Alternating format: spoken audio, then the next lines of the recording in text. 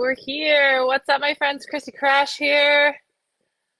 Welcome to the Aggressive Jammer Workshop. Well, I turned on the camera, but I didn't look at myself first. Hang on. We'll let everybody hop on for a second. Got like crazy hair happening. And now I've got a rubber band stuck in my hair. Okay. Anyway, here we go. That's better. I like doing a live. I like doing a live with good hair. You know, it's a good thing. There we go. Oh, I feel better. Okay. What's up, my friends? Chrissy Crash here. Welcome to the Aggressive Jammer Workshop. If you are ready to, if you're ready to finally stop getting stuck in the pack as a jammer, if you want to get more points, if you want to get lead more, if you want to feel like a contributing member of your team, if you want to feel like that roster spot is yours and you don't want to worry anymore about it, then you are in the right place.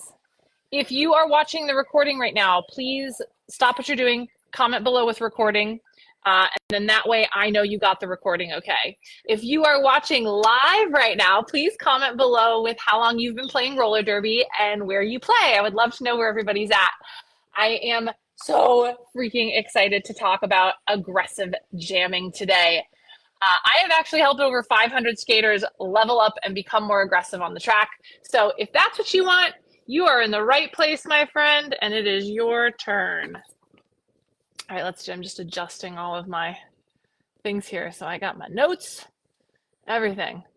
All right, so I'm guessing if you are listening to this that you have maybe at some point or another been passed up for a roster spot, struggling to pass your minimum skills, you've been stuck in penalty spirals, you are getting shut down by strong blockers, and maybe you've just sat on the bench too long. And now, my friend, now it is your time. It is your time to become an aggressive jammer.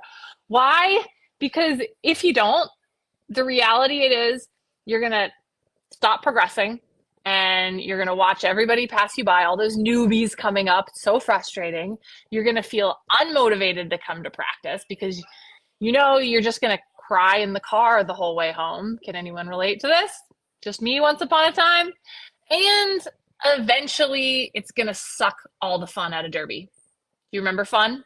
Do you remember when you used to have fun at roller derby? Right? Remember that's why you started playing roller derby in the first place? Do you remember this back in the day? Well, this is what we want. We want you to have more fun. We want you to score more points. We want you to be the best jammer that you can be. And that's why the roller derby coaching we do at Crash Course is really effective. Right? Because our high level roller derby coaching team has over 60 years of combined derby experience. Yes, 60. Together we are like one roller derby grandma. It's very impressive, right? So if you would like, jammer coaching from 60 years of roller derby experience, comment below with 60 and you're in the right place, my friend. So your coaching team who put together all of the information I'm going to share to you today is myself, Chrissy Crash, Original Sin, PMS, Lady Guinevere, and Beetlejuice. So I surveyed all of the Crash Course coaches and I said, you guys, what are the things that these skaters need to know in order to become their most aggressive jammer selves on the track? So I have combined all of the jammer knowledge of all of our coaches to give you the goods right now on how to become your best, most aggressive jammer self on the track. So if you're excited about that, drop a 1 in the chat. And for those of you that don't know me, hi, I'm Chrissy Crash. I've been playing roller derby since 2006, and in that time, I've actually won 3 consecutive championships with the LA Derby Dolls, Tough Cookies, finished 4th place with Angel City Derby in 2014. Yes, that was 10 years ago. I am a roller derby grandma. I've also competed in several years of WFTDA playoffs. I've competed in bank track. I've played fat track. I've played flat track. I now currently live in Costa Rica in the middle of the jungle where I play for an amazing local team in one of the cities nearby. And I am currently training to help represent Costa Rica in the Roller Derby World Cup. So another fun fact, once upon a time, I was actually one of those Manson sisters in Whippet.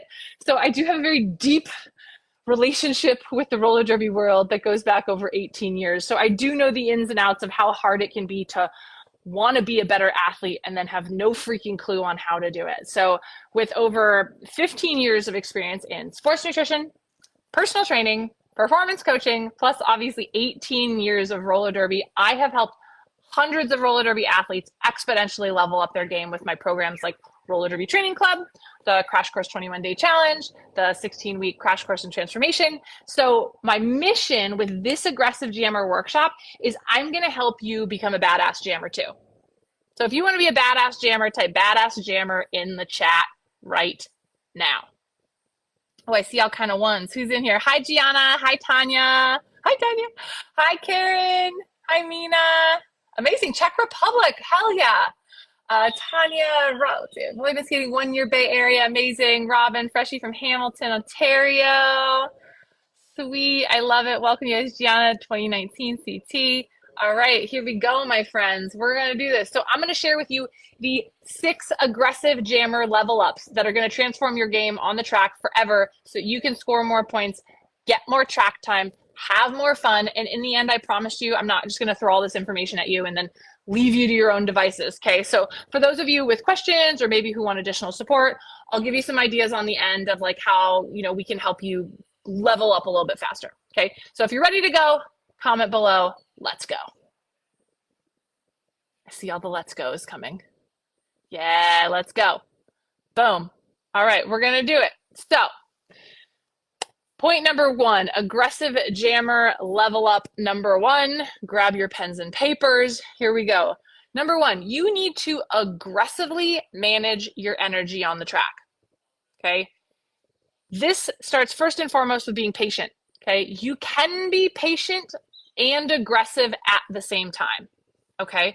So aggressively managing your energy means that you can't just like wild rabbit energy yourself against a wall because it's not efficient, right? You might end up blowing all of your energy on one blocker and then you're not going to have any left for the actual space that you want to take. Okay. So the key with this is when you're thinking about how it is that you're engaging with the wall, what I see a lot of people do is they flap their upper body. They're doing a lot of just shoulder pushing. They're oftentimes standing up really straight and pushing into the wall. Okay. Now, one of the things that you want to think about is if you're going to be managing your energy, just banging your upper body against somebody in a wall is not going to get you there. Okay. So what you want to think about doing is when you're hitting the wall, you want to be low and engaged in a roller derby position. You want your chest up. And as you hit the wall, you actually will stand up. So you're using the leg pushing power and then also pressing to open up that wall if you're trying to create space. If you're trying to push through and you're actually trying to engage and push the entire wall forward, you actually want to stay down in that derby position and you want to keep pushing from a low position, because if you stand up when you push, you've now lost any power for that next step and that next push. But if you stay low and you push with one leg low and then push with the other leg low, you're actually going to have a lot more pushing power, which is going to help you a lot when it comes to managing your energy. Okay. So number 1, aggressively managing your energy. Comment below if you resonate with this one. If you're like, yeah, I could definitely be working on managing my energy a little bit more. Awesome. All right, number 2, aggressively leveraging your body mechanics. Okay, footwork is so incredibly important when it comes to being an aggressive jammer. Okay, you need to pick up your feet and not depend 100% on your toe stops. Okay, your toe stops are a tool, not the tool. If you want to be an aggressive jammer on the track, you have to start using your wheels and your toe stops. You can't just be using your wheels all the time, okay, or your toe stops all the time. Like, we're always going to be faster and stronger on our wheels versus these tiny little rubber circles that are at the end of our skates, right? So understand, if you're someone who's constantly using your toe stops, you need to start intentionally thinking at practice about using your edges. Okay, so that way you can actually get better pushing power, which means also, it's hard if you're trying to juke around someone and you've been on your toe stops, right? And now all of a sudden it's like, now you have to pull yourself back, get up on your wheels. Like, you're not going to do your jukes and drives and jumps from your toe stops. Okay, so you have to be able to be comfortable enough on your wheels that you can also be, for example, turning sideways, pushing using your wheels instead of just on your toe stops, so that you can go from push to juke back to drive again. Okay. The next piece of this is really managing your levels. Okay. When you're thinking about body mechanics, I really want you to think about where is it that you're hitting the pack. Sometimes you need to be coming in super duper low. Sometimes you need to be bringing yourself up a little bit more. You need to be comfortable dropping low and then getting up in order to be able to manage all of your different levels while you're attacking the wall. Okay, are you coming and driving in a hip and then coming in pushing in a shoulder? So being able to do that also means being on your skates so that you can move quickly to those seams and then attack from whatever level you need to attack from. Okay, what are you hearing? Comment below. What are you hearing right now? Yeah, I see, Mina. I need to work on this. Yep. Awesome. Okay, so hopefully some aha moments are happening here, my friends. Number 3 is aggressively manipulating space. Okay, this is key because in order to move the pack, separate the pack, you need to create space and gain distance. Okay, so a lot of jammers, they just think, oh, I'm being aggressive, I'm pushing forward, pushing forward, pushing forward. But the most aggressive jammers are the ones that are pushing, pulling back, making space, analyzing, and going somewhere else. Okay. Also, when we're thinking about aggressively manipulating space, sometimes it's not creating space by stepping back. Sometimes it's angling and pushing diagonally, right? Because you might not be able to push the wall like on the seam straight in a straight line, like all the way to 20 feet, right? But you can move up and you can then push them left and then push the next one right. And you can zig and zag across the track with less energy and more efficiency than trying to push everyone forward. Think about it. If you have 2 blockers in front of you and you're trying to push them forward, how many blockers are you pushing? 2 plus the brace, right? If you push diagonally in the seam, how many blockers are you pushing? 1. So instead of pushing and making 2 people go forward, you can do half the work by pushing 1 to one side, getting in the middle, pushing the other to the other side. So you'll actually save a lot of energy by managing your space aggressively. Okay, comment below if you're a middle pusher. You're just like, I'm a middle pusher. All I do is middle push. Where are my middle pushers at? It's time for you guys to start aggressively managing space. Okay? Let's see. Let me check the comments. Strategy over force, 100%, Robin. Yep, Mina says, yep, need to work on that. Absolutely. Awesome. Okay, perfect. So, number 4 is aggressively controlling your speed. Okay? You want to maximize your speed. There's a strategy here. When you're coming out of the pack, you want to maximize your speed out of the pack so you're not getting sucked back. Okay. That means 90 to 100% effort as you're coming out of the pack. Then once you're free of the pack, slow it down a little, conserve some energy, catch your breath, maybe 75 to 80% coming around the track. Okay. And then as you're coming back around, you should be looking at what's happening in the pack. Okay. Identifying what's happening in the pack. And then as you approach the pack, going back up to that 90 to 100%. Okay. So what this does is that when you have these sort of speed adjustments, the blockers are thinking about you coming in at a certain speed. They're like, okay, they're going at about 75, 80% coming back around. You know, they might need some time to prepare, right? They're ready for you to come in at speed. And then bam, all of a sudden you speed back up and that speed adjustment ends up catching them off guard, right? How many of you are even thinking about this when you jam? Or are you just going around the track as fast as you can, hitting it at whatever speed, right? So as a smart, aggressive jammer, you have to think about aggressively controlling your speed and those speed changes coming back into the track, okay? Number 5 is aggressively stealing points, okay? How do we win games? We win games with points, right? How do we score points? We score points by passing the opposing blocker's hips. So this is sneaky. Misty is a genius. PMS, she was like, do this. I'm like, yeah, this is so smart. So think about this. If you feel you've gotten stuck behind a wall, right? Don't just waste your energy pushing, trying to get those 3 points. Okay. You can get your points by swinging your hips around the butt of the wall.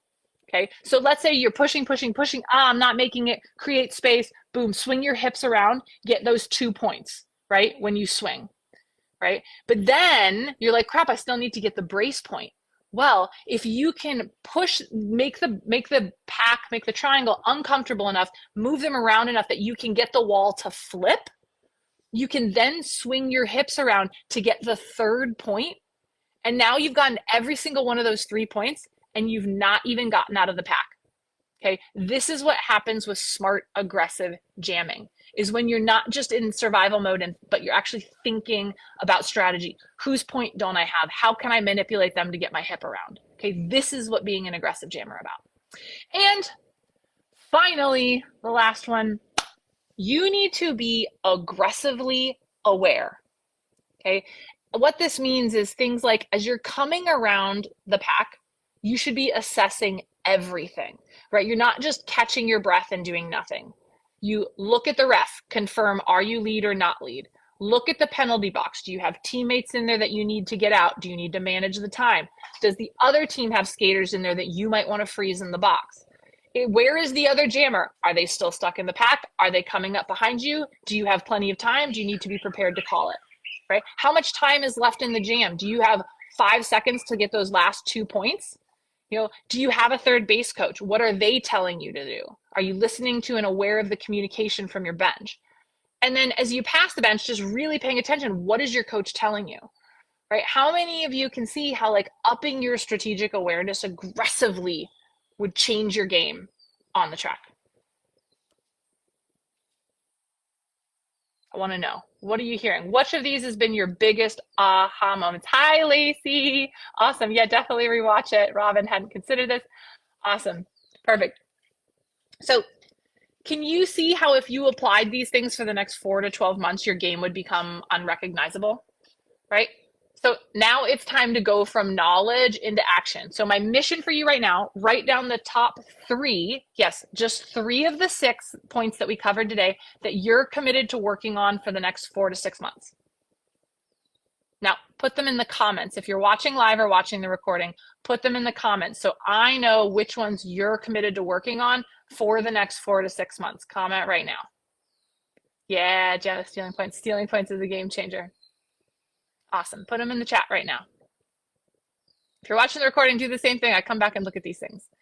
Now, the key to executing this stuff is to create goals, then a game plan, and then keep it top of mind week to week at practices, okay? And this is what most skaters struggle with, right? They have these ideas and these concepts, but the execution sucks. And this is why most skaters don't get better. So I told you at the beginning of the call that if you needed more help, I would show you what to do. You have all the info to execute, but what about the accountability and the support?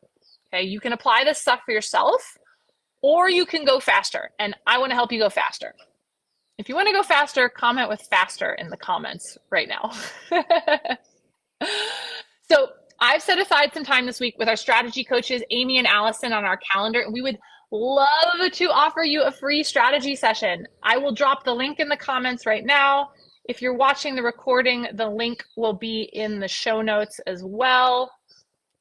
And what's going to happen on this call, you are going to set goals for the next 6 months so you're clear on exactly how you want to level up your game as a jammer in the next 6 months. Okay, ask yourself right now, where do you want to be 6 months from now? Right? If you've just been living from practice to practice, thinking that you're just going to get better without a strategic plan, you might get a little better. But when you exponentially focus, when you focus on what it is that you specifically want to get better at versus what like just people have planned for practice, you're going to get exponentially better because you're taking your own training and development into your own hands, okay? You guys are also going to uncover any roadblocks that are getting in the way of you actually unleashing your best, most confident self on the track so that you can get clear on exactly what you need to get past these average jammer roadblocks. And then we'll also set up like a 16-week coaching roadmap for implementing the aggressive jammer points that I just showed you. Okay, so don't be a slow and predictable jammer anymore, right? Like if on the track, you know, you would switch up your style, you would switch things up if what you're doing isn't working against a wall.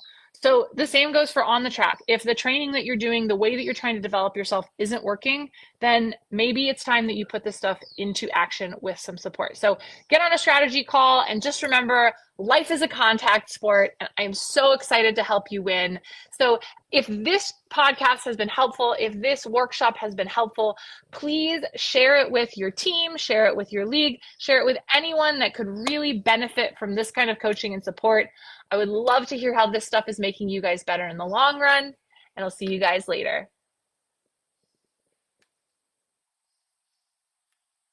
Bye.